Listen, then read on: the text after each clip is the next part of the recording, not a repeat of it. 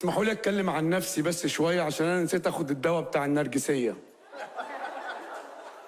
انا بصراحه مبسوط مني قوي الفتره اللي فاتت، والله بجد عاجبني قوي، وانا من اكتر الناس على فكره اللي بتسمعني وبحبني جدا جدا جدا جدا. بجد السنه اللي فاتت نزلت اغنيه عليك يا عيون، ونزلت اغنيه وسع وسع، شوف انت عامل ايه، شوف انت قد ايه، شوف انت اصلك ايه. تمام. المهم يعني نزلت بعد كده ايه اليوم الحلو ده،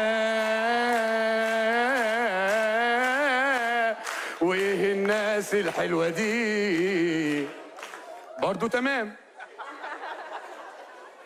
بعد كده رحنا ننزل اغنيه اختياراتي مدمرة حياتي، حياتي اختياراتي مدمرة حياتي، حياتي ليه، برضو تمام.